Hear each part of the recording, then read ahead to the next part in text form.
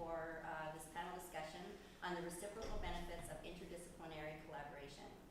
This panel is presented in conjunction with our winter exhibitions at McIntosh, Atmospheric Shifts, featuring work by Wally Dion, Lisa Hermer, and David Spriggs, and Stwr, an interactive kinetic installation by Andrew Mays.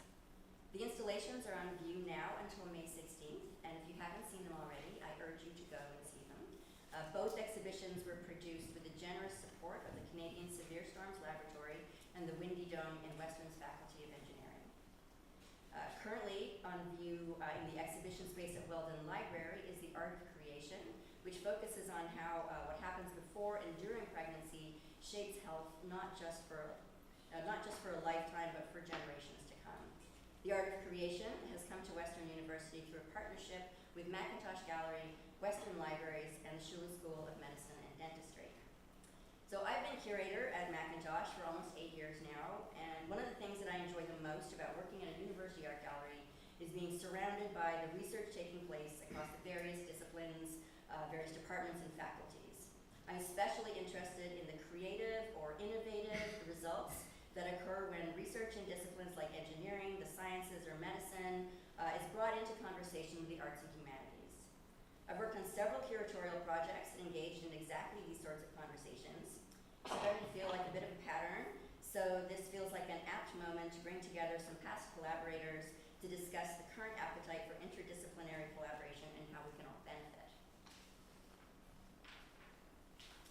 So I'm excited to introduce this evening's panelists. I'm going to have them actually sort of stand up when I say their name. Where did Sharon go? Where's Sharon? She's back there. Oh, well, she's back there. So Sarah Gallagher is Associate Professor in Physics and Astronomy and Director of the Institute for Earth and Space Exploration. Gregory Kopp is a professor in the Department of Civil and Environmental Engineering, Director of the Canadian Severe Storms Laboratory and Impact WX Chair in Severe Storms Engineering, and Director of the Boundary Layer Wind Tunnel Laboratory. Julia Martin. Julia is an undergraduate student in chemical engineering and a member of the Canadian Severe Storms Laboratory research team. As you will learn shortly, Julia created the 3D prints of hailstones featured in Atmospheric Shifts.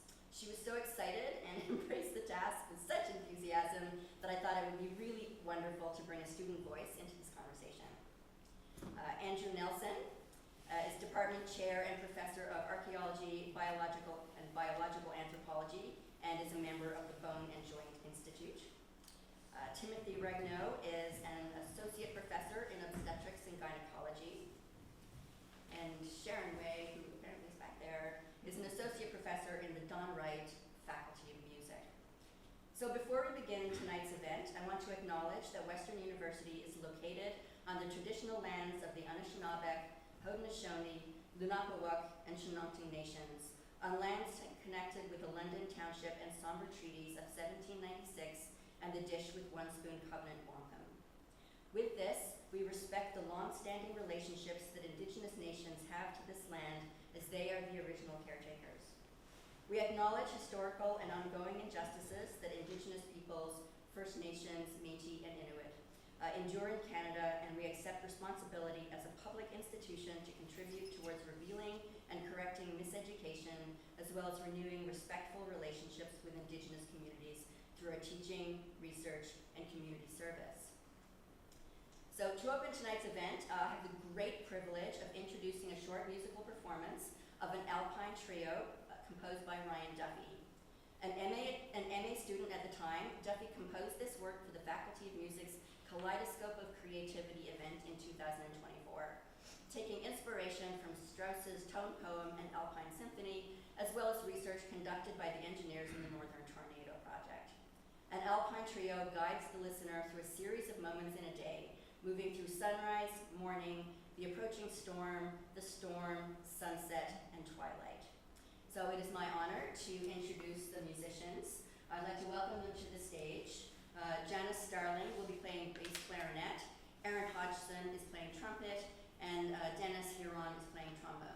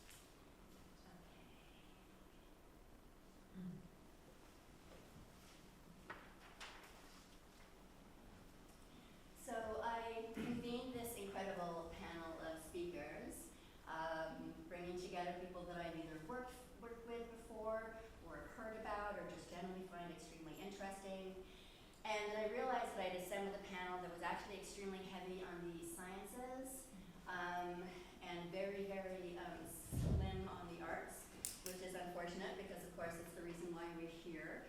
So I'm going to contextualize this panel by talking about 3 projects that I worked on. I'm going to do this as quickly as possible, but 3 projects that I worked on at McIntosh where I specifically collaborated with somebody from another discipline. So this image, this is an image from the Biodiversity Gallery in the Department of Biology here at Western, and it's an amazing museum. It's almost like an old kind of Victorian style museum. It's like a tiny little museum. And I worked on an exhibition called Insect as Idea with Dr. Nina Zitani, who's the Curator of Zoological Collections in the Department of Biology. So to create this exhibition, I brought together, Nina and I brought together 200 historic Riker mounts from the zoological collections into conversation with 9 contemporary artists from Canada and the United States. So the artists were Carl Beam, Christy Belcourt, Catherine Chalmers, Andrea Cooper, Agnetha and Richard Dick, Jude Grebel, the Institute of Queer Ecology, Jennifer Murphy, and Amy Youngs. The exhibition focused on declining insect populations as bellwethers of ecological change, but it also posed questions about the value of historic natural history collections. So many of the specimens housed in the zoological collections were collected in the early 20th century by scientists as part of their research projects. Other specimens were collected by hobby naturalists and later donated to Western, including the Riker mounts. So such historical collections have roots in the history of colonialism and are characterized by the impulse to exhibit dominance over nature through the collection and display of rare species. Today, however, they serve a new role in documenting past species occurrences, allowing scientists to track changes in biodiversity locally and globally.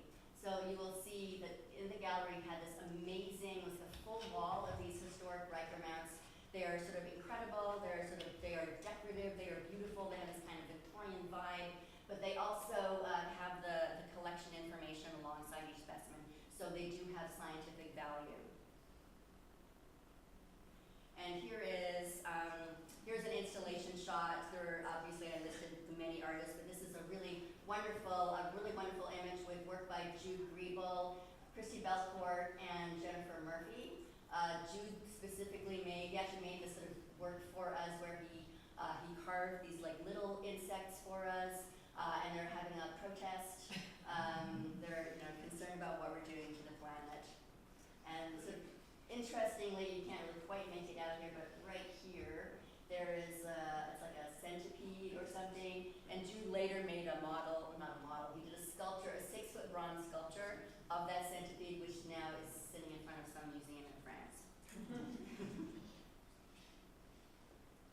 So this was from the Life Cycle of Celestial Objects, parts 1 and 2. This is truly one of my favorite projects that I've done because there was so much collaboration, so much interdisciplinarity, so much possibility for like incredible programming. So this was co-curated with Joel Ong, who's an assistant professor of computational arts at York University, although he's currently on a Canada Research Chair at the University of Victoria. Joel was a co-PI in a SSHRC New Frontiers in Research Funding grant with Dr. Regina Lee from York Engineering's Nano Satellite Lab. He worked with a group of engineers and artists at York to create an experimental interactive exhibition, which I will show you shortly. And I curated an exhibition in the West Gallery, which is this one, that assembled diverse artists to provide alternative ways to think about space exploration, a field previously dominated by men and currently a playground for the extremely wealthy. The exhibition combines satellite models borrowed from the Canada Space and Aviation Museum with works of art by Shubhanai Shuna, Bettina Forget, Jessie Tungulik, Camille Turner, and many others. And outside the gallery, I installed Brandon Vickers' showstopper of an installation, Alouette. I connected Brandon with a team of engineering grad students, and together they built and attached an anchoring mechanism under the hood of a decommissioned car in order to attach the model of the Alouette satellite. And when I chose to put this into the exhibition, I did not known that there was a Western connection. Can you fill me in on the details, Sarah? Yeah, so that's the Alouette satellite. That was the first satellite that was launched by Canada. So Canada was the third spacefaring nation when this was launched. And the connection to Western specifically is that John Chapman, who the main building for the Canadian Space Agency is named after him. He's considered the founder of the Canadian space activity, space exploration, and he was from Western. So there's a picture of him if you go in the physics and astronomy building with the Alouette. And you didn't even know. I didn't even know. Like, I could not believe She contacted me and said, "Oh, I heard there's like some people at Western who do space stuff." And literally, I can see the McIntosh gallery from my office. So this is why we need more interdisciplinary. We do. It was like a really super happy accident. And the day that we did this, installation was absolutely amazing. I mean, we had like a bunch of these engineers. So I had purchased sort of a decommissioned car from a steel yard here in London. We had it towed to the gallery. Before we began the engineering aspect, the car did get ticketed. And then I spent an entire day working on getting rid of that. So then the car was towed to one of the fabrication units here in the engineering building, which you can see right there. And the students worked with Brandon to develop this an anchoring mechanism. And then we towed it all back to the gallery, and then they installed the satellite onto it. And in order to sort of make it somewhat realistic, we had to sort of deform the hood of the car. And I was told that I should take the first whack. And so I did hit it with a sledgehammer, but I didn't make much of a dent, too much of a wuss. But it brought me enormous pleasure to watch a bunch of young women engineers just railing into it with a sledgehammer, but also following Brandon's directions. Anyways, it was a really great day, and I have a lot of really great photographs of the engineers fooling around with afterwards, and this amazing, bizarre event where this recently married couple came and like in the wedding dress and the tux, and they took some wedding photos and it was just great. So this is the York team's installation in the East Gallery. It's a collection of circuit boards from decommissioned satellites and prototype builds, which were donated by space engineers across Canada, and they were then revived as an interactive wall display as constellations on a backdrop of the night sky. The installation included a digital visualization that integrated recorded sonar latitude and longitude readings from the Stratus balloon launch. So you can see there's like these lights are actually lights that are on these kind of little circuit boards, and they're attached, or they're sort of wired in together, and there's like a Big Dipper and a Little Dipper. You can't make them out incredibly well, but there's like the Big Dipper and the Little Dipper. And then there's this kind of visualization that's right here that shows the readings from the Stratus balloon launch. So the York team also exhibited a payload from the Canadian Space Agency's 2023 Stratus balloon launch, along with a previously attached interface plate. This interface plate features etchings of messages collected from participants in an Ontario Science Centre presentation called Satellites NU, which was held during March break 2023 by the students of the York Nanosatellite Lab. The messages embody the hopes, dreams, curiosities, and even misconceptions of space and space travel in a younger generation, and stands as an indelible commitment to engaging these minds in building future generations or future innovations for space exploration, motivated by a sense of community and inclusion. Joel also developed 2 short documentaries, which included interviews with some members of Western's Institute for Earth and Space Exploration, including Sarah Gallagher and Jan Kami. The title for this, P.S. Love to Space, is taken from one of the suggestions, or one of the little messages that a child wrote down to send to space. So all of these messages were collected, they were engraved in this plate, the plate was attached to the payload and sent into space. And this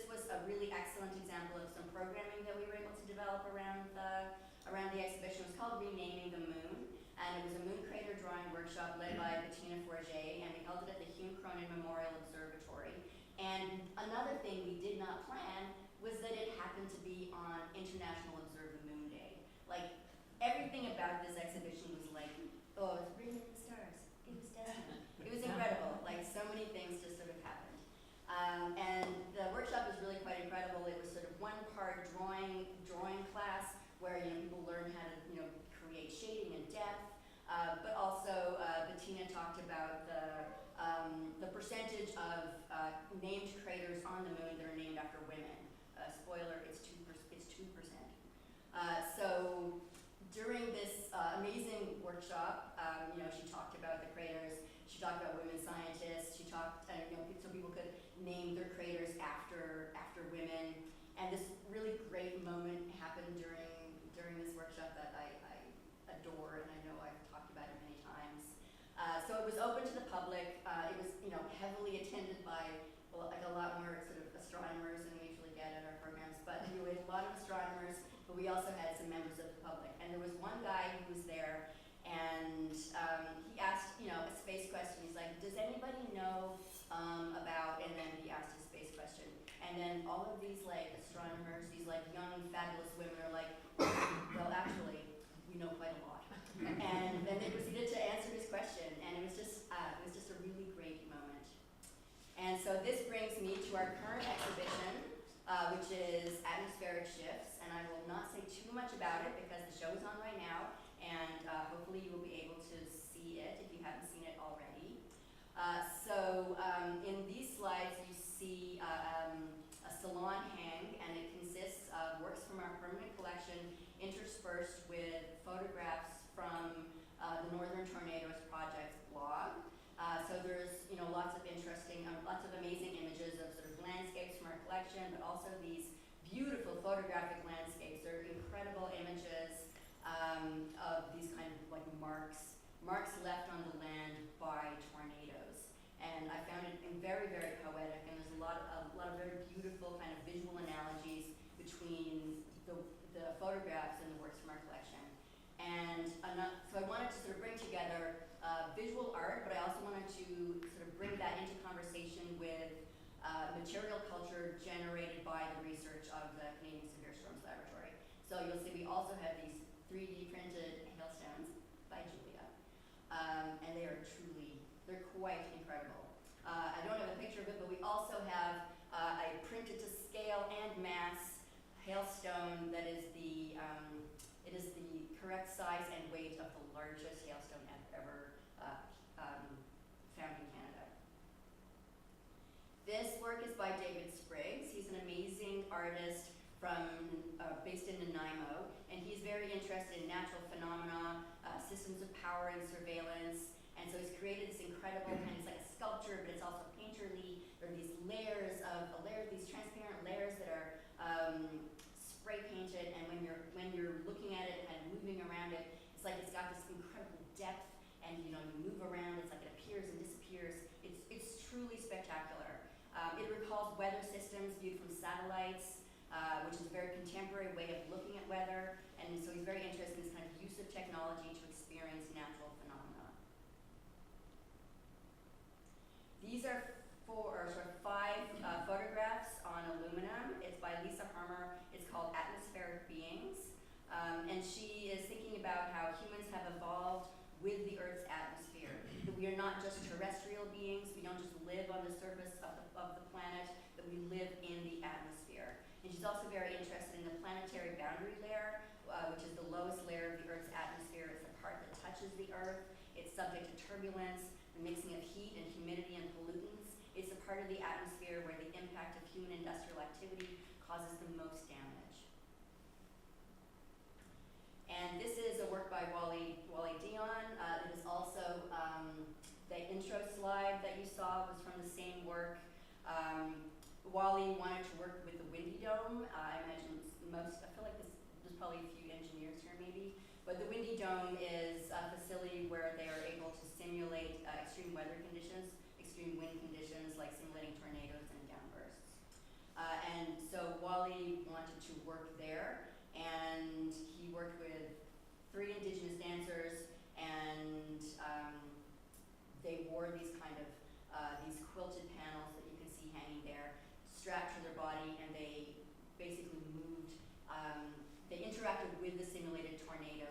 so that the panels actually kind of make this kind of incredible like vortex. It really kind of brings into, it visualizes this tornado. It's extremely beautiful. There is a video included, which I unfortunately did not have the foresight to bring here, but if you come to the gallery, you can watch it. So on that note, I'm going to, so the first thing that I've asked our panelists to do, we've got sort of 3 rounds. Hopefully we'll get through all 3, but the very first round, what I've asked for each of them to do is to provide an example of a project in which they engage in interdisciplinary collaboration with art or music or a museum or philosophy. So I've asked them, how did this make you think differently about your own research? Did working or interacting outside of your usual discipline lead to any unexpected or noteworthy discoveries? And we will be starting, oh no, I forgot to talk about Andrew. Oh, sorry, Andrew Mays. Andrew Mays, amazing interactive exhibition in the East Gallery. There are three fans there, and he has these kind of incredible like space blankets, like the safety blankets, and he's tied different weights onto the corners, and you can kind of turn on the fans and throw this blanket in, and it moves in the space. It kind of floats around, and there's different weights on the different blankets, so you can really sort of see how the different shapes and forms interact with the wind currents. So right now I will turn it over to Greg. So Greg, we have. All right. All right. You ready? Yep. Yeah, we're starting out with this great image of the Didsbury tornado. Thank you, Helen. Thank you for inviting us. Yeah, well, my research is about trying to mitigate damage from severe storms like tornadoes, like the Didsbury photograph that you see there. That's, of course, a very beautiful tornado. It was very destructive. It threw a 10,000 kilogram combine 100 meters through the air. So it's just, these are the most powerful storms nature has. And we're trying to mitigate some of the damage of that. If you go to the next slide. This is in Barrie, and so this is the 2021 Barrie tornado, and it damaged about 500 houses and destroyed about 20 of them. And you see roofs off, and cars overturned, and things like that. And that's the kind of damage we're trying to suppress and mitigate, and trying to do it for relatively low cost so that people can afford it. And part of what we're trying to do is change the way we build things to make it safer. After COVID, we learned that we all shelter in our houses. We shelter in houses in our storms too, and so they need to be safe. And so if we go to the next slide, we built something about 20 years ago called the Three Little Pigs Project, where we actually tested full-scale houses and destroyed them. And my first real interaction with an artist was completely by accident at this lab. And it was as a master's student here in visual arts, Tegan Moore, and she asked our lab technician if she could come and shoot a video there. And without asking anyone, he said sure, which was fine. You give freedom to the team, that's good. And I found out about it afterwards, and I saw the video, and it was incredibly moving for me. And if you go to the next slide, she was working, I don't have her video, unfortunately. It's, I guess it's proprietary, but I don't have it. But I realized in talking to her, and I ended up being an examiner on her master's thesis, she was trying to study the interface between inside and outside, which is our walls. And what we were doing in the lab was putting forces on the walls to break them and understand those forces. And so there was this real connection in our work that I had never understood before. And if you look at this photo in the upper right, that's a bed, someone's bed sitting there, the quilt's still on it, the walls are all gone, the roof's gone, and they're completely exposed to nature. And so the interface didn't work. And she was in our lab, in the destroyed house, making this video, studying that interface. So the theoretical part of her work was trying to understand how inside and outside space are mediated by our technology, how we build. And I thought that was really profound. We've been working for 25 years trying to change the building code to make structures more resilient, and we haven't had success so far. And I realized through that work that we really need to engage with society, because how do you change how society does things? And it's through society. So the engineers can't just change this on their own, even if we have a rational and can prove it's cost effective. And so we need to engage in other ways. And for me, the arts is one way to do that. Artists see the world, they often see things before the rest of us see it. And they can convey it to us in emotional terms, in different terms. I found the musical piece right before very moving.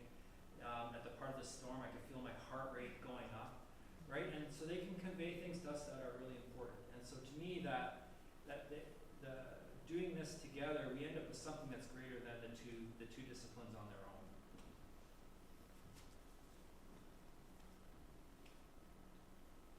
Okay. Oh, you have another Oh. image that you added. Yeah. Like at the end last night. Sorry, I forgot I added that in. I gave a talk 25 years ago, and as I was thinking about this event, I went back, I thought I had some art way back then. And I found this picture of Leonardo, and my wife's here, and you know, my kids, they know like I stare at the smoke rings, and like it's really cold this winter, so you see the pollution coming out of the stacks, and the cold weather, you see everything coming out, and I think it's beautiful. Tornadoes are beautiful. I just could sit and look at those things forever, and I remember this image that I showed in a talk 25 years ago of Leonardo, who was, you know, an amazing artist, but he was also an amazing engineer. And back then, those two things were combined. And 25 years later, I feel like the old man, although I'm not Leonardo. But I love looking at the images and the smoke, and the show Helen put together that's in the McIntosh right now is just spectacular. Yeah, this was a really great, I mean, you sent one set of slides and then you sent another one saying, use this one. And when I saw this image, I was like, oh, that is an excellent, excellent image. I was very pleased to see that. So now I turn it over to Julia Martin. As I said, Julia is a second-year engineering student, and she printed these 3D hailstones, which interact really, really beautifully with a lot of the work in the exhibition. You can kind of get a sense of it. This image here on the right, you know, there's these kind of translucent surfaces. There's a little bit of like reflectivity here from Wally's quilts. There's David's Aeternum vortex in the background. It all just works really nicely. So over to you, Julia. Okay. So I've been working with the Canadian Severe Storms Lab for just under a year now. And a lot of my research kind of stems from what's called an inertial measurement unit, which is basically a really small circuit board that you can implement into what a hailstone size is out in Alberta, which is between 5 and 6 centimeters. And this circuit board can track real-time hail data. It can track spin, speed, air pressure, light sensitivity. It's basically kind of the mastermind of a computer that's no bigger than maybe 2 centimeters squared. And so over the summer last year, I spent 16 weeks out in Olds, Alberta on a field campaign for the Northern Hail Project, where we spent our time tracking real-time hailstorms, intercepting them, and then kind of tracking how much damage they would do over a period of a week or so.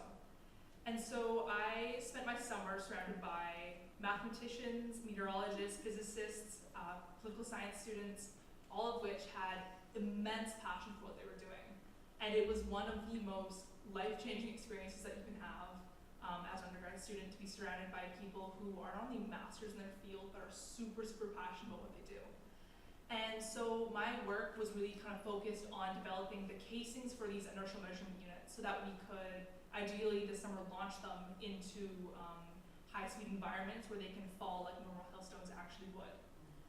This was a great deal of research on different kind of 3D printing filaments and hailstone dynamics, a lot of geometry, and kind of central, where are we going to place this small robot in this big piece of plastic, and kind of dealing with how heavy it had to be, which was a lot of math. But I was fortunate enough to spend the entire summer with the Canadian Severe Storms Lab, and then had my contract with them extended into the winter because I had just found a passion for severe storms, tracking them, learning more about them, and kind of having the opportunity to really develop my engineering skill set within the lab itself.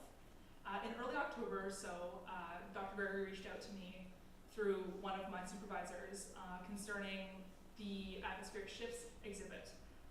Within this exhibit, my kind of main roles were to collaborate with Dr. Gregory to print a set of 11 different hailstones, 9 or 10 of which are very fine printed to the actual geometry of hailstones that we collected from 2024 to 2025, and with one, the Markerville hailstone, which is the Canadian World Record hailstone weighing in about 249 grams, that was printed to mass. And so these stones are real stones that did fall, that we collected real time from missions that we had taken over the summer. And so a lot of my work was kind of focused on developing these, making sure that they were proper scale, proper size, different dimensions, so that I could kind of put them into a way where they all look really, really nice and cohesive within this exhibit. And through this and my kind of involvement with the Severe Storms Lab, I've had the opportunity to collaborate as an undergraduate student with a variety of artists, mathematicians. My bosses are all very, very knowledgeable in meteorology, and I think I learned more about meteorology and severe storm development in the span of 16 weeks than I think I've ever could have learned in a degree of 4 years. And so I think that's my main takeaways from working on these interdisciplinary projects, where my engineering skill set is challenged to think in a more creative context, was how important it was to find something that not only challenges you and pushes you to think further, but making sure that it's something that you actually enjoy doing. I think a lot of time in our kind of modern society, especially as a young student, we're really kind of forced to think about our future and how what we're doing now is going to affect our kind of trajectory long term. And so I think the biggest kind of takeaway I learned was that it's important to consider what you're doing and how much you enjoy it, in context with how much it challenges you and how much it forces you to kind of develop as a human. But I am super grateful for my time with both McIntosh Gallery and the Storm Lab. I've grown professionally. My skill set from both an engineering and meteorological standpoint has grown exponentially. And I'm super excited to continue my work with them this summer, back in Olds, working on a chemical engineering focused hail project. Excellent. I'm just thinking that I'm not sure that I'm getting everybody in alphabetical order after all. Actually, I think I skipped you, didn't I, Sarah? Because you begin with G. You begin first. It's fine, it's no Would you like worries. to go now? Sure, I can go now.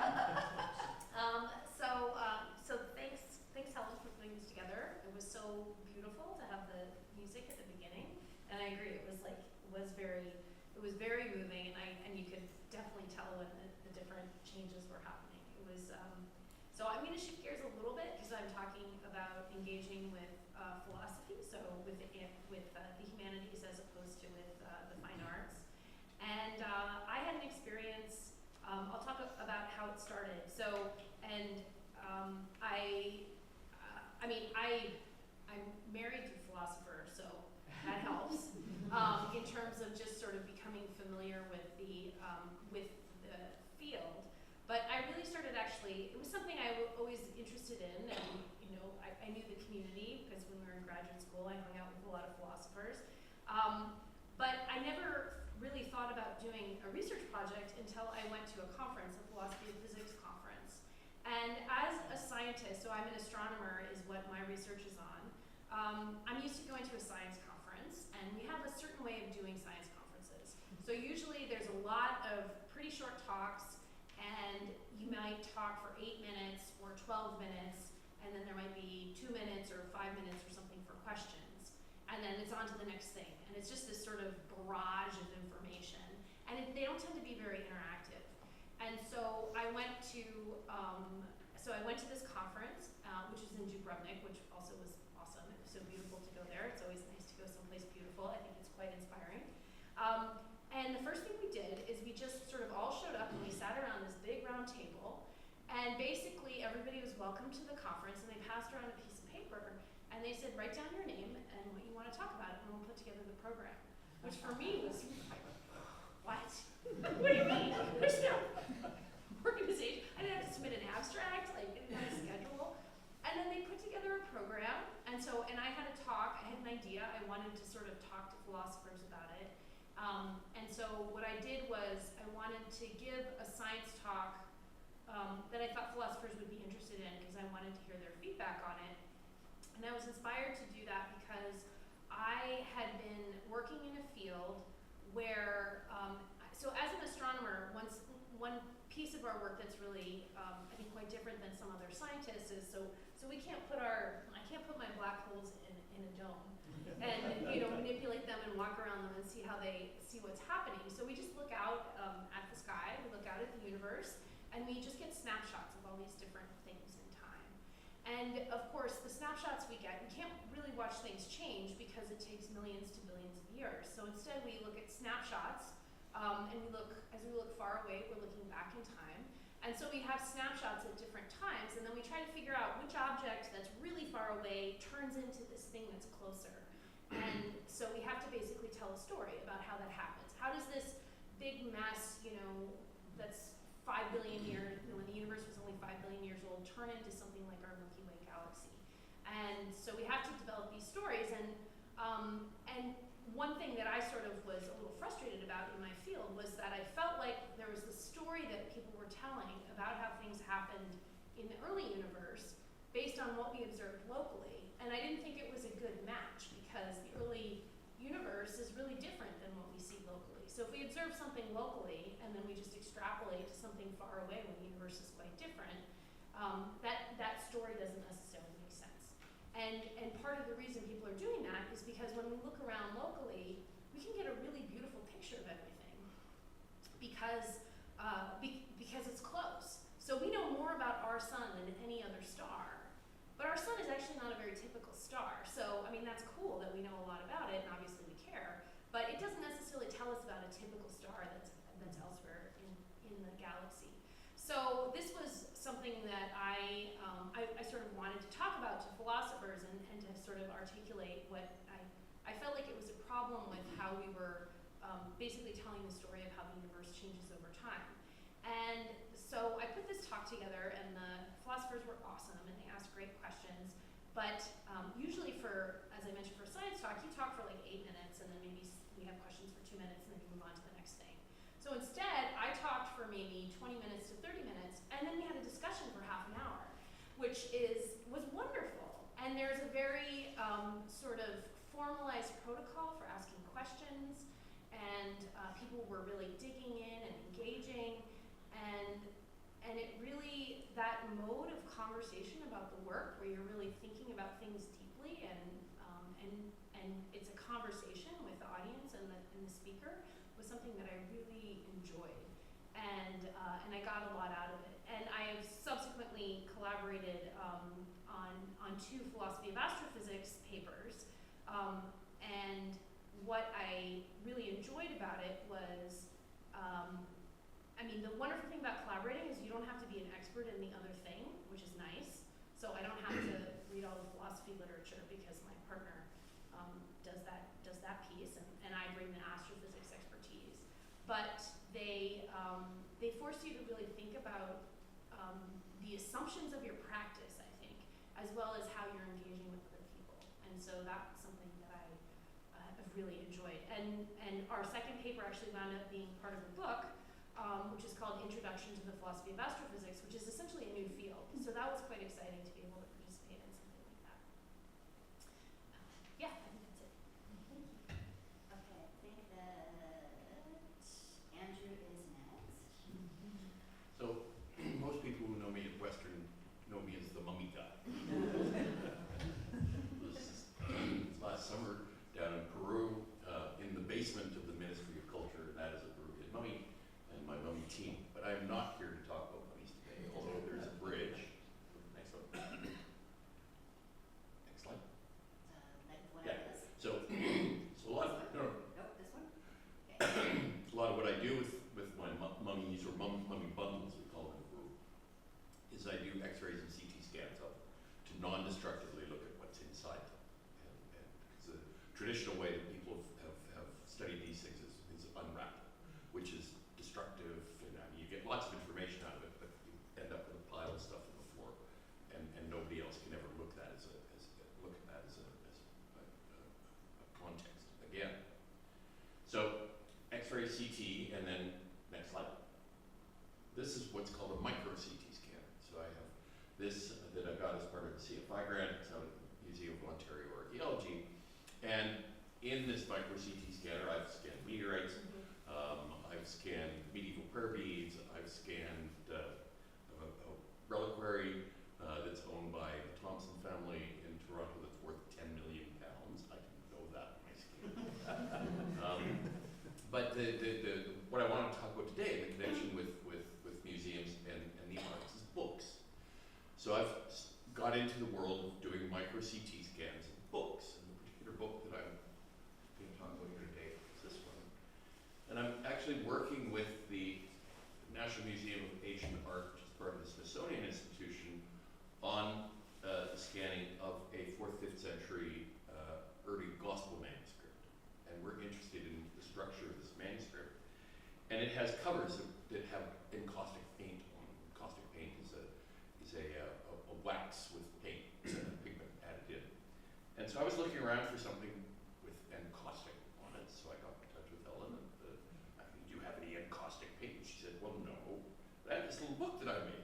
And this is a really cute little book. First, it has encaustic paint on the cover, but if you open it up, there's a little bee inside, which is very cool. So next slide.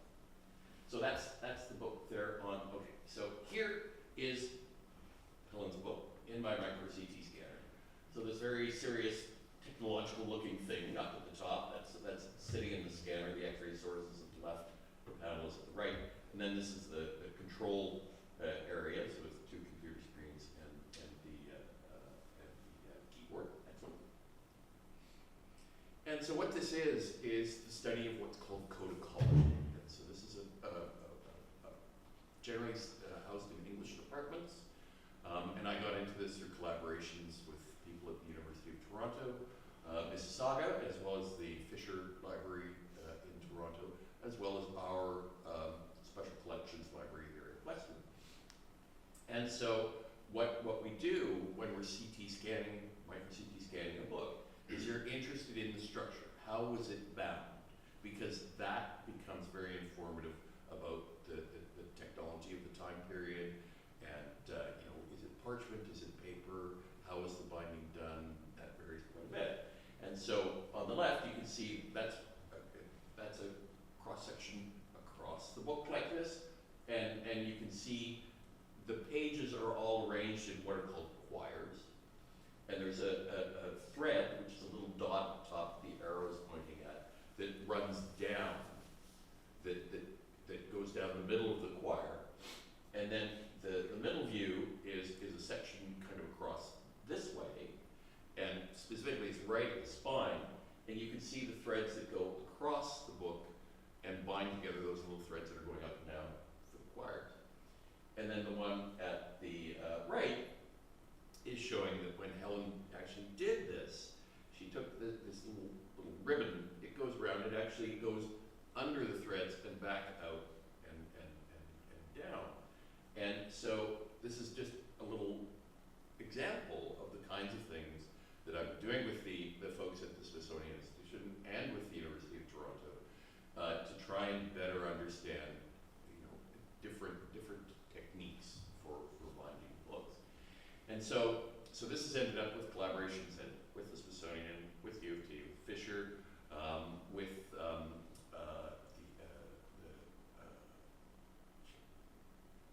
library in the Eastern States had a Kashmiri manuscript. And we've got a journal article in the Journal of Digital Philology. I mean, who even knew? So this is sort of spawning this whole area of interest, this non-destructive codicology. Because usually, in order to understand this, you either have to take the cover off, or you've got the part of the cover is destroyed. But it's led to these incredible collaborations with lots of different people with very different sorts of interests. And if we go to the last slide,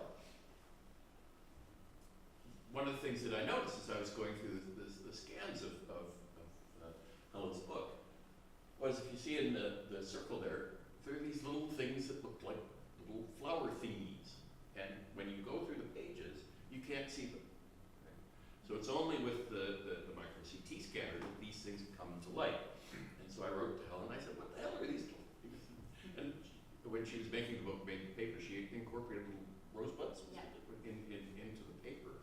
And so you can't actually see that as you flip through the book, but I can see that on the scans. So that's a little metaphor for expect the unexpected, right? That when you start these kind of collaborations, they can go in directions that you had absolutely no idea that when you started, right?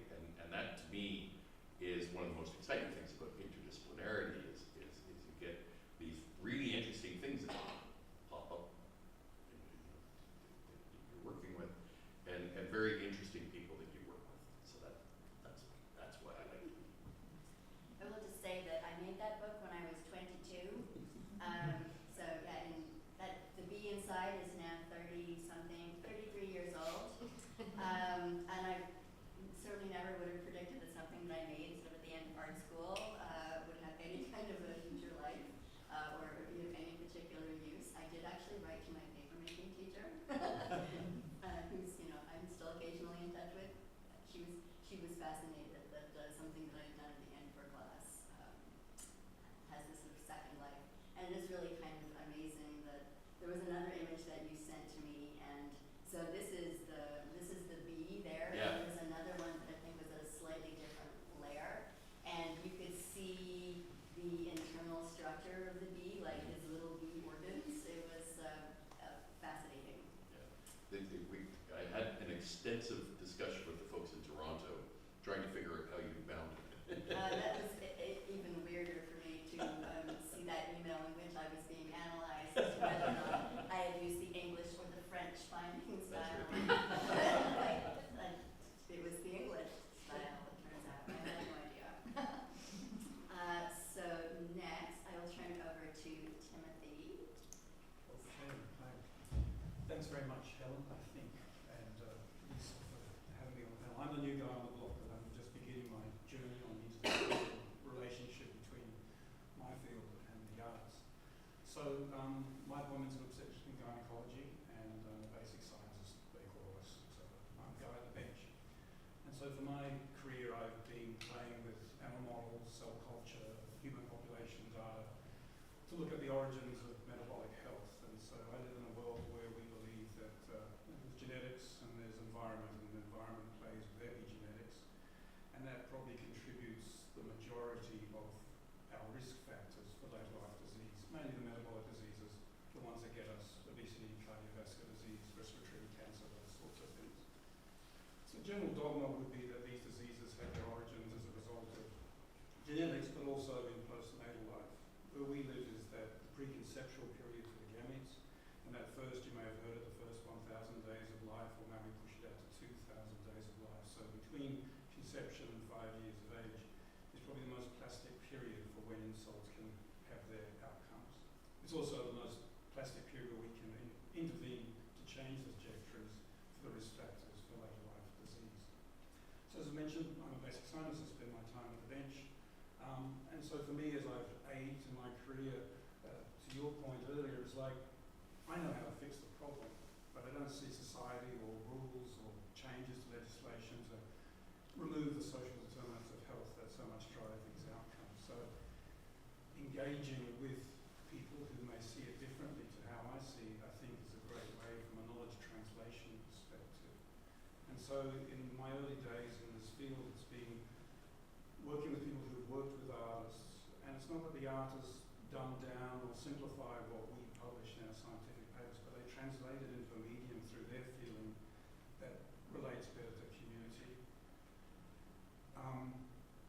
I think that particularly is what's been helping me in saying this is a good way to go, and it's going to help me achieve some of those knowledge translation goals to which I aspire to make my work and other work in my field have some contribution to community moving forward.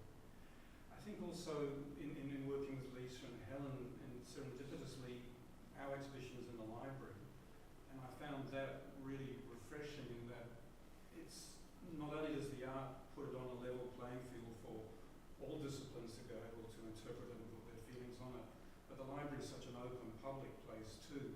It's not like a clinic or a laboratory where you might bring someone to talk about something. It's an open space and it's all there for everyone to look at. So summarise, I guess, I've got involved in this from a knowledge translation perspective. I'm excited about it because of the artist's ability to translate what I publish in a paper. I go to a meeting, I've got my 12 minutes. They've been able to take it, and I guess just another point I was thinking about is like, you know, when we write our grants and write our papers, we have peer review and we have experts who look at our work. But to me, community and the artist is the biggest test of whether my work has any value, because if they don't understand what I've done and can't translate it into something that other people can translate, maybe I haven't quite got it right. And I need to change how I do my work and how I write my work. And we see this in grant submissions now, where we have community representatives on grant panels. I may think my idea is the best thing since sliced bread, but the community member must say, I don't know if I fully include what you're talking about, and I need to change how I present my message. So that opportunity to have these interdisciplinary relationships, not only in the grant, but now to extend it to the art and to work with artists and to work with people who have brought artists into the lab to create the work that we have, that art of creation, has been particularly exciting, and I look forward to the continuing journey. As I mentioned, I'm the new guy on the block, so I'm really happy to be up here and thankful for the opportunity to learn from these experts who've already pioneered the way with this type of work. So thank you. And we just have a couple of additional images from the exhibition.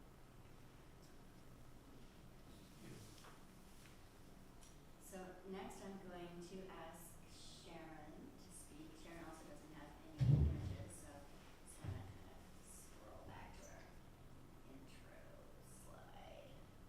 Actually, you can go to the Disbury slide. Ooh, good plan. Oh, okay, nice. I'll talk about that in a sec.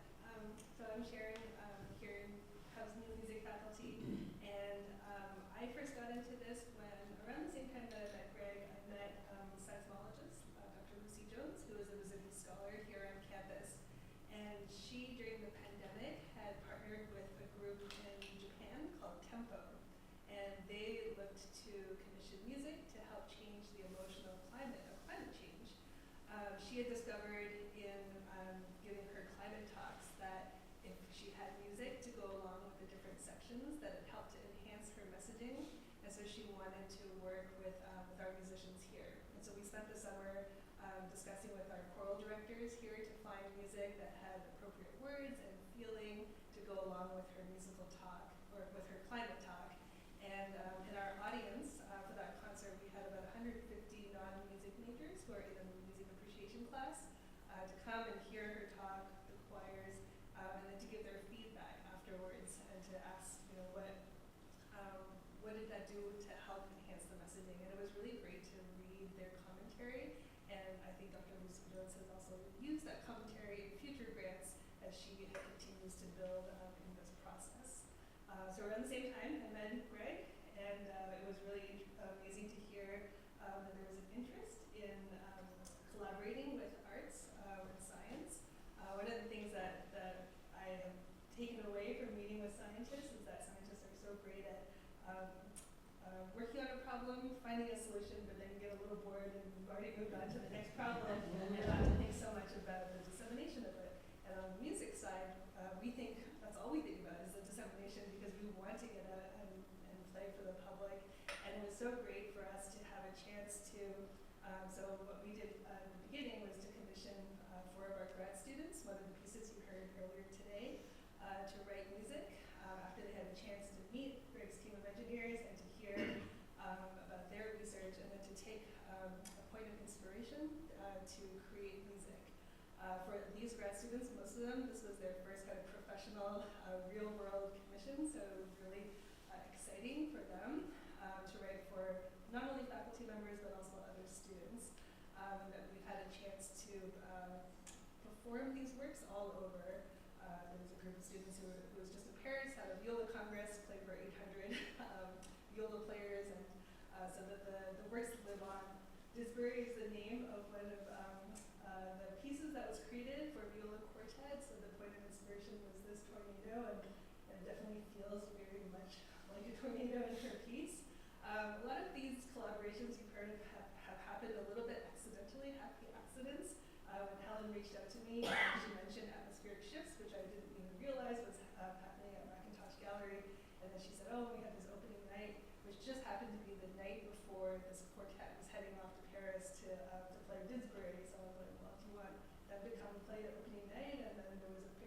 painting or a picture on the wall, also from this tornado. So there's been lots of happy accidents. Yeah, there were two photographs that were provided by the NTPG because I think I asked them for Disbury images. Mm-hmm. Yeah, so very, very serendipitous. Yeah.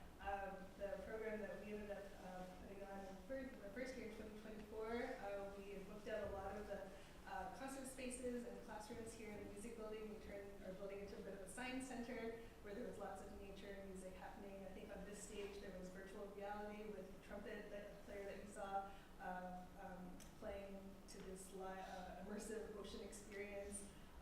We had other music. There was a tornado cello quintet that had been written that I remember you saying that like the sound of that really kind of gave you that fear that you feel sometimes when you see these tornadoes. So it's been really amazing, and for me it's been amazing too to be a fly on the wall, to sit in listening to hearing the engineers speak, because it made me realize just how passionate you are in the same way that we're passionate about learning our scores and just kind of coming together. It has been really exciting. Yeah, and I think we've had two more years of collaboration. So the second year was a string quartet, 3 string quartets by a composer from Yellowknife, from Calgary, since he spent a lot of time in Alberta and in Toronto. And then this year, just in January, in Montreal, there was the premiere of the viola concerto, which was really exciting, and that's going to be played again in Stratford, and then in PEI and Halifax next season. So it's just kind of branching out across the country. It's a chance to talk to all of those audiences about the work at the Storm Center. And usually if I ask the audience, did you know that Canada has the second highest number of tornadoes in the world? Everyone is very surprised because they just never think about it. And so it's just a moment to be able to share other information, and then to listen to the music and start to think about something in a different way. Yes, I have to sort of reiterate how moving it was for me as well when the viola quartet played at the opening of Atmospheric Shifts. Everybody was so very, very focused on it, and I wasn't quite prepared for like just how moving that was going to feel for me. But I know that everybody sort of had a very similar response. It was really wonderful. Okay, so I have sent the panelists a couple of questions. What I think I'm going to do is I'm going to pose this question to them. It's a bit rambly, but they've already read it, so it'll be fine. And then maybe instead of going directly onto the sort of round 3, I might open it up in case there are any questions that are arising. And also, if you start to feel very conversational here, you can feel free to like break with the order. You can talk to one another. Okay, so science and art are often positioned in modern contexts as operating across a divide where experimentation and rational analysis in science and poeticized engagements favoring affect and art typify respective and seemingly opposing orientations. Yet, this reductive binary fails to acknowledge that modern science was formed from a merging of arts, philosophy, and commerce. As C.P. Snow famously described in his 1959 Cambridge lecture, The Two Cultures, a significant rupture developed over time between the two fields, which was, at least in part, the result of the structure of the modern educational system. He argued that the sciences and the humanities represented the intellectual life of the whole of Western society, which kind of links back to what Greg said earlier, but had become divided into two cultures, and that the growing division between them was a major handicap in solving the world's problems. So I really like this idea that we don't have to have these sort of two streams of knowledge, that we require thinking through this entire body of human knowledge in order to solve the world's problems. So the actual question is, in recent years, have you noticed a relaxing of disciplinary silos? And if so, have you observed any examples of beneficial or constructive projects, conversations, studies, not just the ones that you've engaged with yourselves? So Western, for example, seems to be increasingly embracing interdisciplinarity. why do you think this is? Why do you think it's happening now? And what benefits do you think that it will bring? Can we start with you, Andrew, and maybe we can make our way down? But as I said, if you guys want to break with order, then it's okay with me. Sure. So my guess is I've probably been around Western the longest of anybody up here. And I came here in the fall of '94. And when I came here, there were brick walls between faculties. And in particular, between social science and science. And the science counselors deliberately discouraged our students from taking any of their courses. And they sent all their students across to us because they thought they would get good grades and easy courses. They were quite surprised when they did. But I think it was really when Fred Longstaff served as provost that things started to change here. Fred Longstaff is he's a very distinguished academic who works in the area of isotope analysis.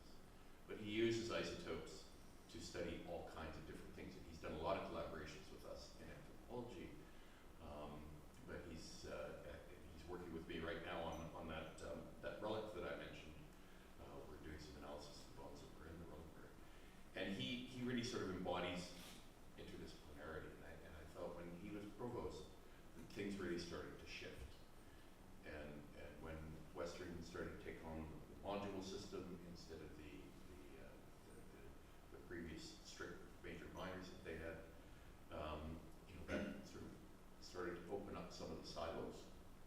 The silos still exist, I think, largely because of budgetary things. It becomes very difficult to have interdisciplinary programs between the faculties. So I think there's a lot of work to be done, but I think people see that interdisciplinarity is where innovation lies. And I think that is something it's changed an enormous amount since I first came here. And I think it's got a ways to go yet, but I think it's happening. It's got a ways to go, I agree. I'm an engineering professor, and the Engineering Accreditation Board is a real limiting factor. Western has these dual degrees, which I think are fantastic, and allows students to take engineering. Our most popular program is engineering and business. But we had a student a few years ago who wanted to do engineering and music, and he wanted to make instruments. And so you want to encourage that kind of thing, but the accreditation doesn't allow you to take certain courses. We have an international development program, but the Engineering Accreditation Board doesn't let you take foreign languages as a credit for your degree. And so you have these barriers.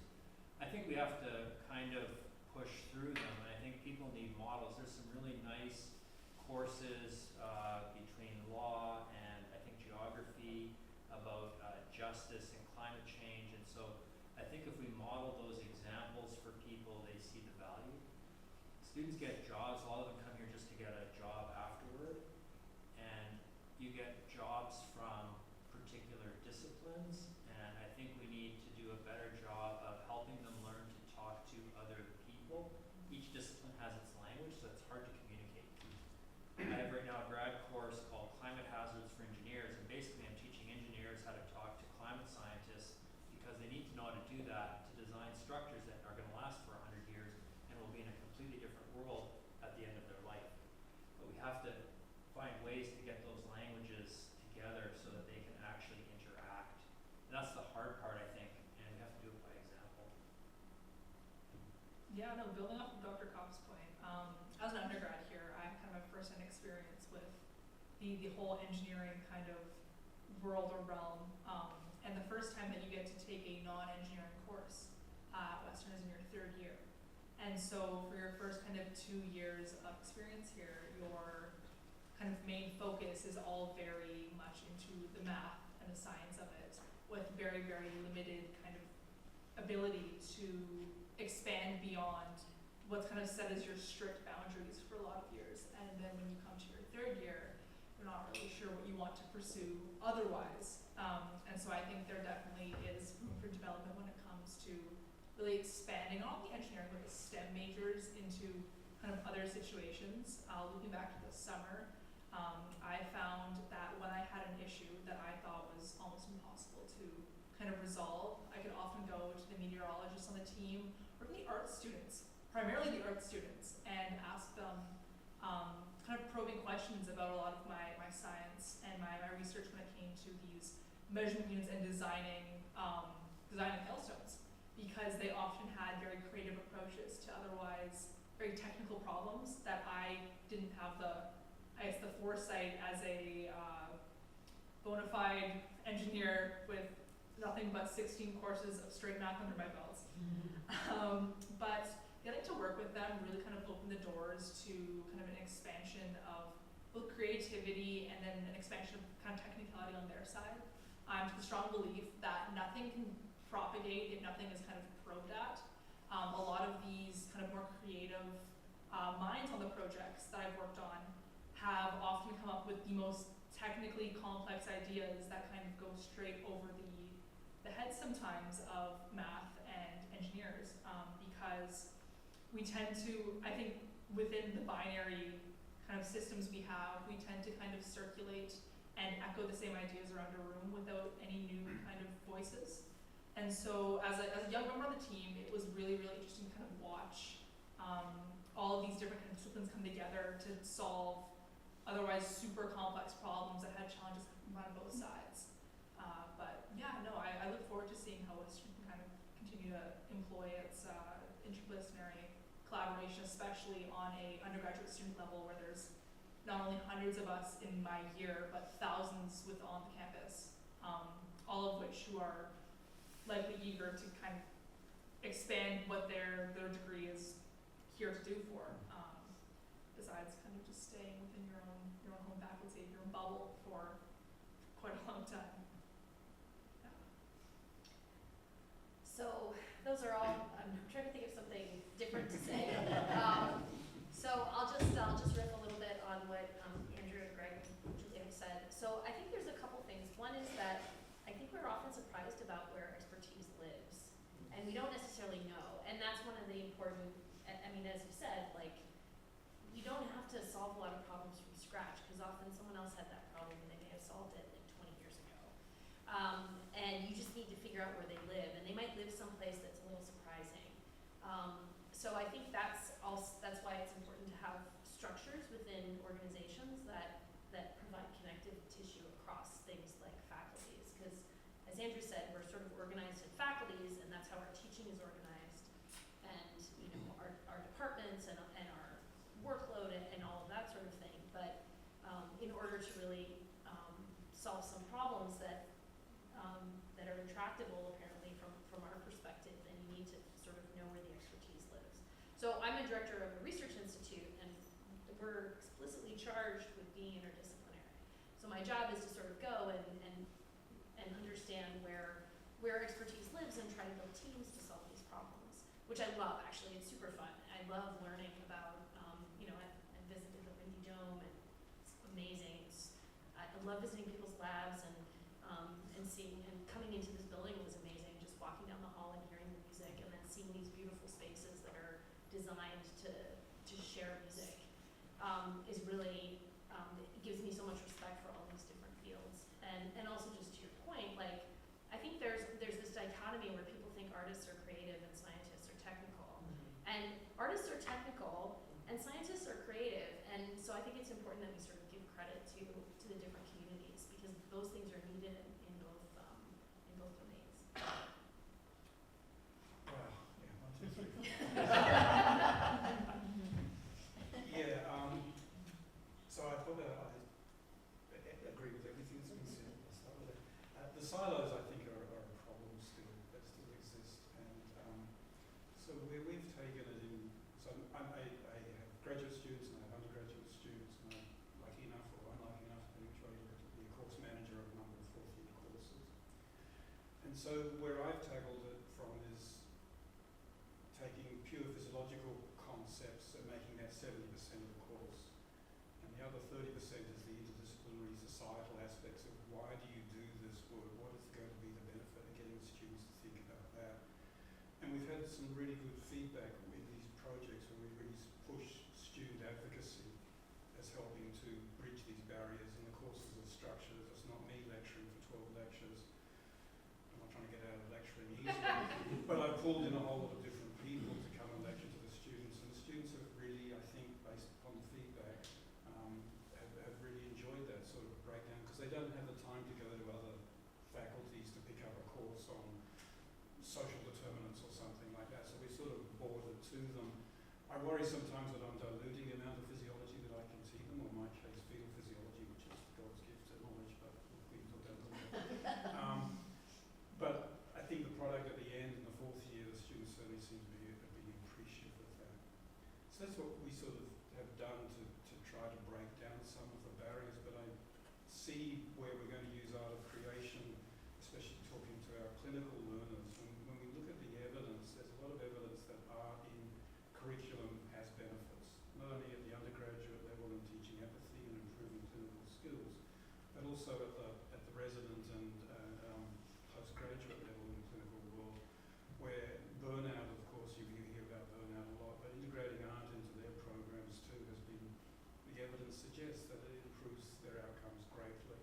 And so programs like Frame, VTS, visual teaching systems, and those sorts of things, as our exhibition develops, we're hoping to develop programming that supports the undergraduate medical faculty, but also the clinical learners in helping them move forward, in addition to us breaking down the silos at the undergraduate level, because they're going to go out later on, hopefully, and if we can get that instilled in them, that get rid of those barriers, talk to different people, communicate, they'll help you solve ideas, they'll make you see things that you didn't see, will help us, I believe, get our message out there that the first 1,000 days of life is critical. Yeah, I think I'll talk a bit more from our perspective. I mean, I think here at Western we've been really lucky that there are so many faculty members who are really open to the idea of collaboration, and it's kind of up to us to model that for our students as well.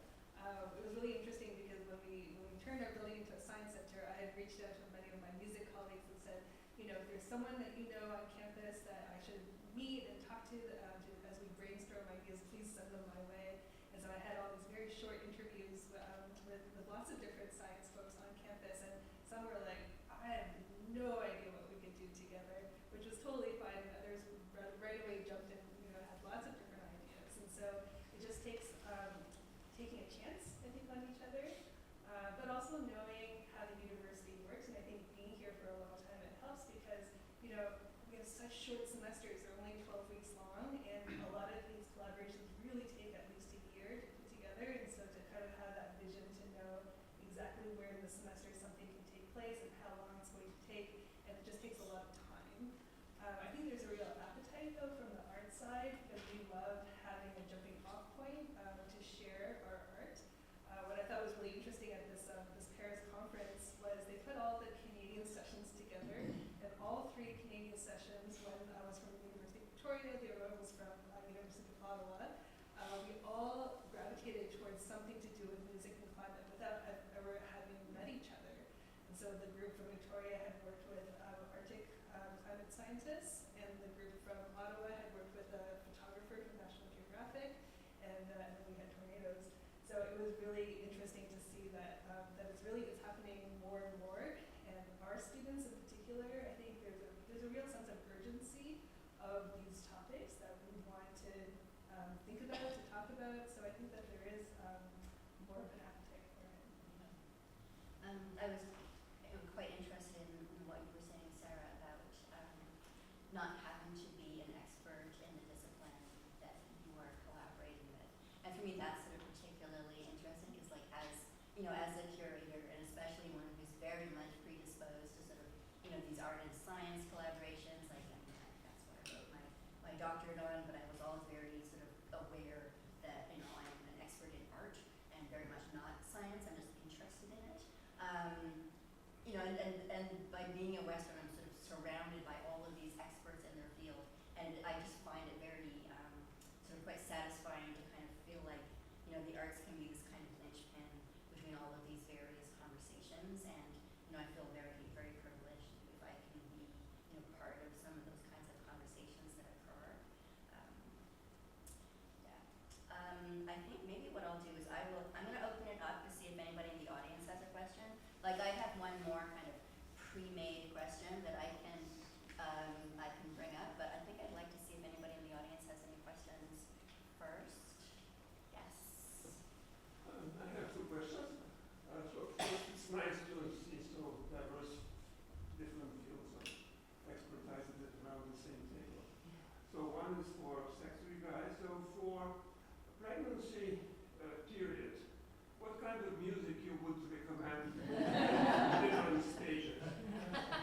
And for storm dive and archaeology, because I live not far from Archaeology Museum and there is a building there standing.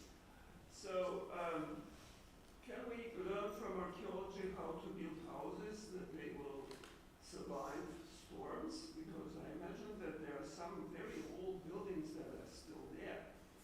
And so storms, are they the same now as they used to be 4,000 years ago? Right. Remember I said I was bench side. So yeah, I would refer the question to the real doctor in my family, my wife, who's the obstetrician. Maybe she's got a better way. I don't have a good answer for you. The only evidence that I've heard of is that Mozart was the winner. So based upon today's conversation, the Four Seasons by Vivaldi would be the music to play. Cover all bases. Well, our form of construction here, for our housing at least, is very light and inexpensive with wood frame, and that's not always how things have been built. These buildings that we're in, right, are heavier concrete, well, the new buildings are stone and clad, or steel and clad in stone, but the old buildings are strong. Victorian houses with double brick have very strong walls, and they're very hard to push over in storms. So it comes down to cost for us. Just about going back in history, I was trying to think of what I've seen, and you know, we go to these conferences and listen to the 12-minute talks. I remember a talk, you remember the weird ones. That's all I remember. It was an anthropologist, and they were studying sediments in lakes to understand hurricanes in the Gulf Coast area. I don't remember any details, but they were studying ancient hurricanes through the damage that they cause. So you get in hurricanes, one of the big issues is the water, and you get the wind moves the ocean over land. It's called storm surge. In Katrina in south of New Orleans, there was 25 feet of storm surge, right? So that water goes inland. It changes the silt patterns and things like that. So they study that with anthropology and archaeology tools, which I don't know more about it than that. Our climate's changing and hurricanes are getting worse. But probably the best example of long-term structural integrity is what the Romans did. Yeah. And you know, there's a lot of research in, and one of the things I've done is scan little cement blocks that people are breaking and seeing if they heal and stuff.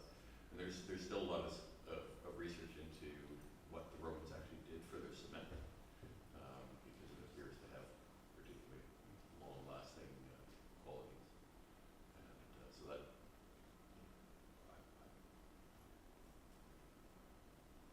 could be an area of where, you know, study of archaeological stuff could help with modern engineering. Yes. I have in typical academic conference fashion, a comment and a question.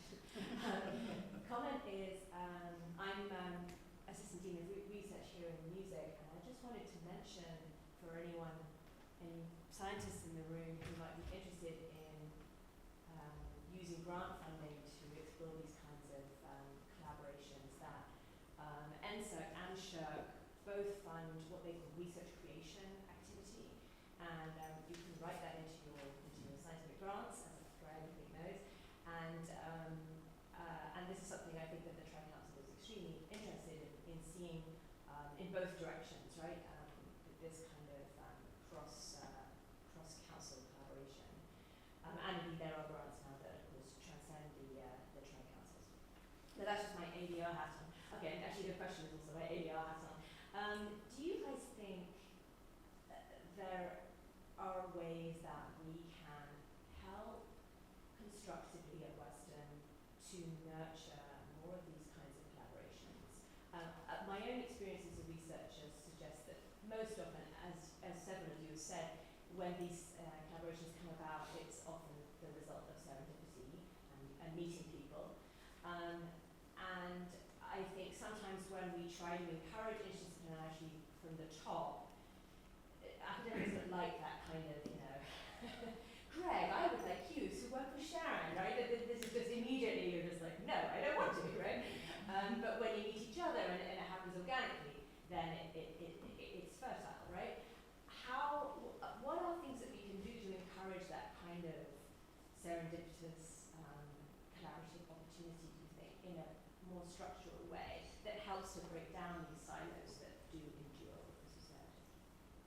I can take that one.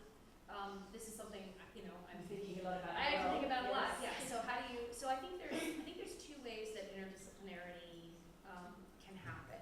And there's the serendipitous one which is often like you meet somebody and you like them and and you talk to them about their stuff and then something pops up and you realize, oh, we could work together. This is somebody I think that would be fun to work with. So I think that's one path. And so one way you can encourage that, of course, is just to have more collisions, right? Where you have people bringing them together. And I don't think it has to be, it can be fun stuff. Like this panel, I'm so excited. Like this is an amazing group of people to be sitting on the stage with. It's really fun. I don't think it has to be necessarily super formalized. I think you just have to create sort of time and space. And you definitely need snacks. So that's always required, I think, to just bring people together and give them a chance to talk. And the other way is I think when there are problems that people really care about. So I'm an astronomer right now, and I'm actually leading a project that has to do with monitoring methane emission from the local landfill. Not because my expertise is at all relevant, but I'm sort of the cat herder who brought the team together, and I'm so excited I have an opportunity to do something meaningful, like in the domain of climate change. So I think that's another way too, is that if you organize around things that that people care about, then that's another way to sort of foster interdisciplinarity. But I don't think you need a lot of resources to actually get things going. So providing a little bit of, so the Rotman Institute, for example, which is the Philosophy of Science Institute here at Western, is they have things called think tanks, which are a relatively modest amount of money to bring people together, and usually it funds a graduate student or a couple graduate students for a summer, and you can just sort of get things going. So I think there are things like that, and we've hosted a couple of events to bring people together. We've partnered with the City of London to do that sort of thing. So I don't think it needs a lot of resources, but you do need a little effort and organization.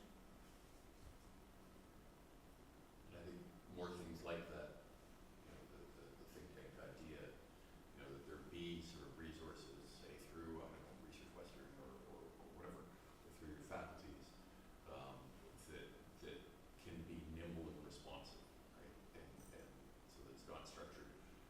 Because the very thing, it's due April 1st. Well, that mitigates against the whole serendipity thing that we're talking about, right? And so, yeah, you don't need huge sums of money to facilitate a lot of these things, but you do need some resources, and it's got to be flexible. Yeah, building on that, I think beyond kind of the quantitative kind of aspects of interdisciplinary collaboration, there also needs to be a level of trust between disciplines. Working from a kind of a purely STEM perspective, it's very, very likely that a lot of engineers and scientists like to kind of roam within their own pens and like to kind of bounce ideas off of the same kind of minds and the same kind of mindsets when it comes to research, especially because sometimes that fear of rejection or even criticism can be so prominent when communicating interdisciplinarily. For example, working a storm chasing job this summer, it's pretty evident that not only is your research kind of on the line, but you are being put in situations that at times are dangerous and can be potentially really, really damaging, not only to you, but to property around you. And learning how to put trust into people's expertise or even newfound knowledge.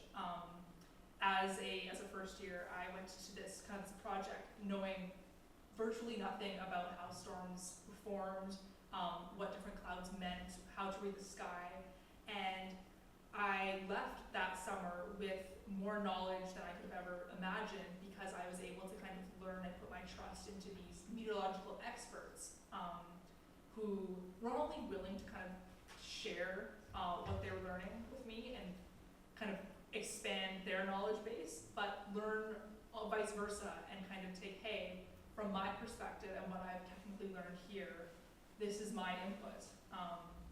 And so beyond kind of the need for physical collaboration, I think there needs to be almost a breaking down or dissolving of some of these kind of pre-mediated prejudices when it comes to collaborating with artists or engineers or philosophers. But it's super neat. I don't think you can get professors, you can't force them to do anything. But with the students with the internship program, we have 25 students in our internship program that Julie was a part of. And we take from any discipline, from any university in the country.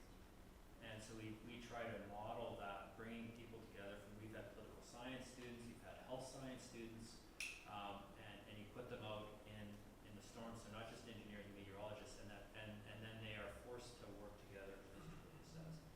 But getting the profs to do that is a whole other question, and I have no answer on that. Any more? Do you have a question? Oh, Rachel. I have a question, yeah. I think, what Julia was saying, something Greg mentioned earlier, just made me think of this issue of speaking different languages or like coming at things from very different perspectives. I wonder if anyone has any kind of challenges that they've come up against in doing these kinds of collaborations or like these moments where there is a disconnect that you're having to work through. And if anyone can share like an experience like that or how you've navigated through that difficulty and arrived somewhere that's kind of unified. I can start us off here. So within both my work as a field intern and now a research intern, and then as an undergraduate student, there doesn't go a day within the school year that I come across some of the most intelligent people I've ever met. A lot of my professors are super intelligent people, and you can tell that they're super passionate what they do. However, when it comes to classes, for example, say thermodynamics 2, which is a beast in itself, it's really often that you'll find these professors struggling to explain what to them is such a rudimentary topic, something that's so easy for them to kind of conceptualize that to a bunch of 18, 19, 20-year-olds is one of the most complex ideas that we've ever kind of experienced or seen before. And so I find with that language, there's often a disconnect between kind of professors and something that they have spent years researching, and something that may be very, very simple for them, to a student perspective where not only are you balancing their class with all these new complex terms, but you're balancing 6 of them with things that you've never heard before, never seen before, and there's almost an underlying frustration from both parties because we both want to understand, but you're kind of put in a position where there is that severe disconnect. And even with the storm lab and my first 2 weeks there, when terms like wind shear and cloud cover and dew point were being thrown around with very little kind of understanding of the general knowledge of the group, many of which were not meteorologists, it was a really steep learning curve to kind of understand how you go about kind of communicating with these people in a way that you could both understand, both kind of work in a civil way.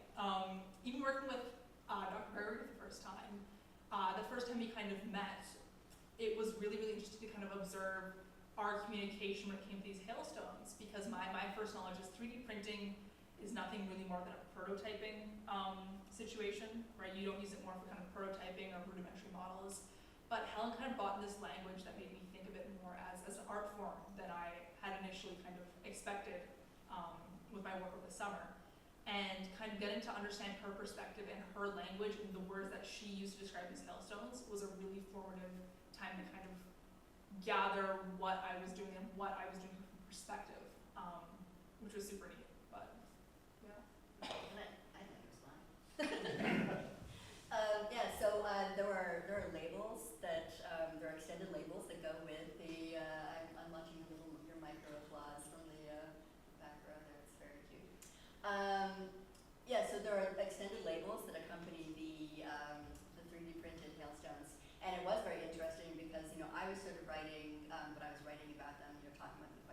structurally, I know that I use different adjectives. I talk about their maybe shimmering qualities, but at the same time, I wanted to explain.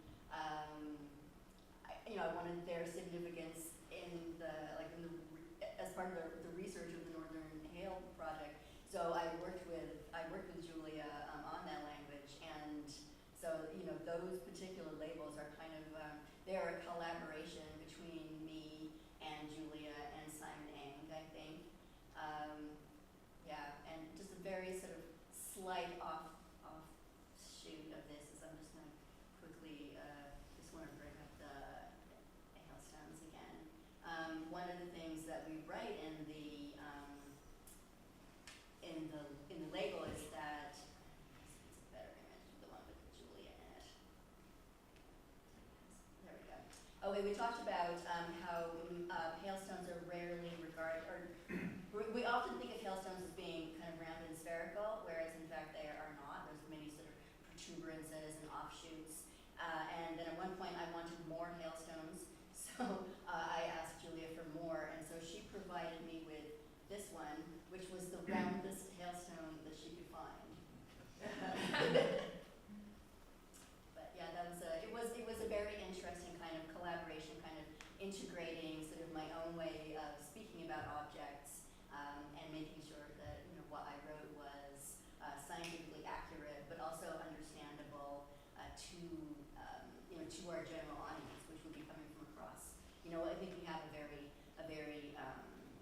educated audience across the board that comes to the gallery, and just because we're in a university, but everything still needs to be comprehensible across multiple disciplines. I think also it takes a lot of time to understand the different languages from the different faculties, and every year that I've spent more and more time on the Webminer's Storm website, I keep learning more just the terminology, and you get different ideas. On the other far extreme, I spoke to a composer who's at UC, one of the UC universities in La Jolla, and he runs something called the Lay Labs, and he's been working with oceanographers for the last 12 years, and they meet on a weekly basis, which is pretty amazing to exchange ideas and learn about each other's work. And so his compositions take place over a really long period of time, because he feels like because he's at a university, he doesn't want to just do something really easy. It has to really come and grow and develop together. Any more questions from the audience? So I'm actually not going to ask the other question that I sent out because it is essentially about languages, language and discipline. So there's actually no need to ask the question since we have essentially covered it. Do you have any questions for each other? Oh wait, is there another? It's okay. I was Question. going to do it, if you were wrapping up, I was going to do a quick shout out. So Day of Digital Humanities is 18th of March. And if you go to the Western Events page, you can look that up. It's hosted by the London Library and Arts and Humanities. Should be a good time. My name is Dan. I'm the director of the Robin Institute of Philosophy. This is such a great event. I really appreciate you guys putting it together. But yeah, I just wanted to flag that for people because I thought it would probably be of some common interest too. So what is that date again? 18th of March. It starts in the morning, and it's Day of Digital Humanities. And the gallery is going to have a short presentation at the Day of Digital Humanities to talk about a different exhibition project, but that is connected. Yeah, I'm going to do a weaving demo, not part of my day job. Do you have any questions for one